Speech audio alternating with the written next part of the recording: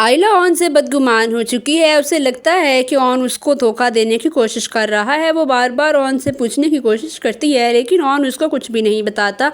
On के number पर call आएगी जो कि आयला उठा लेगी और वो फौरी तौर पर ऑन के पास लेकर आएगी और कहेगी कि ये तुम्हारे नंबर पर रिमला की कॉल्स क्यों आ रही हैं, आखिरकार तुम दोनों के दरमियान में क्या चल रहा है। तो ऑन उसे कहता है कि तुमने आखिर मेरा फ़ोन क्यों उठाया। वो उससे फ़ोन लेगा और वहाँ से जाने लगेगा, लेकिन आयला उसको रोकने की कोशिश करेगी। तो ऑन कहेगा कि मैं वक्त आने पर तुम्हें सब कुछ सच बता दूंगा और जो तुम सोच रही हो वैसा बिल्कुल भी नहीं है। लेकिन आयला के जहन में तो जो बदगुमानी आ चुकी है वो कभी भी नहीं ख़त्म होने पा रही। वो अपनी माँ को भी और जोया को भी कॉल करके बताती है कि जो ऑन है वो मुझे धोखा दे रहा है। तो उसकी माँ कहती है कि अब तक तो ये हमारे ही पैसों पर पल रहा था, अब जैसे ही इसके पास कुछ आया है तो अब इस लड़के के भी लक्षण नहीं रोक रहे। आयला अपनी माँ से कहती है कि मैंने बहुत कोशिश की है ऑन से पूछने की, लेकिन वो मुझे कुछ भी नहीं बता रहा, जिसकी वजह से आयला बहुत ज़्यादा परेशान हो जाती है और रोने लग जाती है।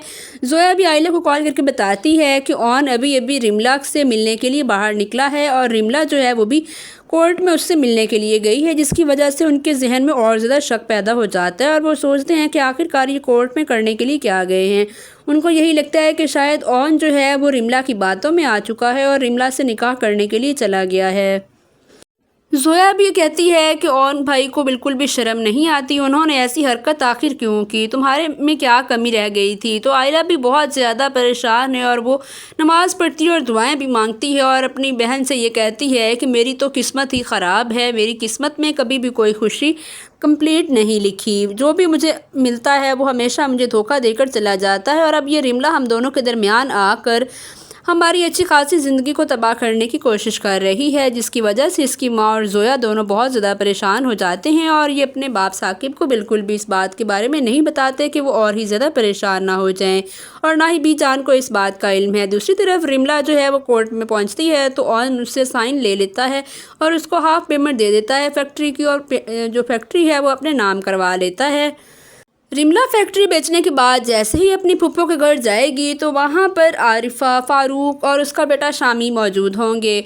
तो वो जैसे ही इसको देखेंगे तो उसका बाप फ़ारूक फौरी तौर पर आगे आएगा और उसे पूछेगा कि आखिर तुमने हमारी फैक्ट्री किसको बेची है। तो वो कहती है कि अब आपका उससे कोई वास्ता नहीं है, वो जो जहाँ भी है बस वो मैंने बेच दी है। तो वो बहुत ज़्यादा गुस्से में आ जाएगा, जिसकी वजह से रिमला भी उनके ऊपर हाथ उठाने की कोशिश करेगी। तो शामी फौरी तौर पर आगे बढ़कर रिमला का हाथ पकड़ लेगा और उसे कहेगा कि तुम्हारी हिम्मत कैसे हुई, तुमने मेरे बाप पर हाथ उठाने की कोशिश की है। जिसकी वजह से रिमला बहुत ज़्यादा गुस्से में आ जाएगी और अपना हाथ छुड़वाने की कोशिश करेगी, लेकिन शामी उसका हाथ नहीं छोड़ेगा, बुरी तरह से उसके हाथ को वो डैमेज करने की कोशिश करेगा, जिसकी वजह से रिमला के हाथ पर कुछ निशानात बन जाएंगे और उसको तो मौका ही मिल जाएगा। वो फौरी तौर पर कॉल करेगी और पुलिस स्टेशन से लोग आ जाएंगे और वो फौरी तौर पर आकर शामी और उसके बाप को डोमेस्टिक वायलेंस का केस बनाकर उनको वो वहाँ से गिरफ़्तार कर लेंगे। रिमला का कहना है कि उन्होंने मुझ पर बहुत ज़्यादा तशद्दुद किया है, जिस्मानी तशद्दुद का निशाना बनाया है, और इन लोगों ने अकेला मुझे जानकर सबके सामने मुझे जो है बहुत बुरी तरह से एक औरत का फ़ायदा उठाने की कोशिश की है, जिसकी वजह से उनके ऊपर डोमेस्टिक वायलेंस का केस हो चुका है। जैसे ही ऑन को ये बात मालूम होती है तो वो रिमला को मनाने की बहुत कोशिश करता है, लेकिन रिमला तो किसी भी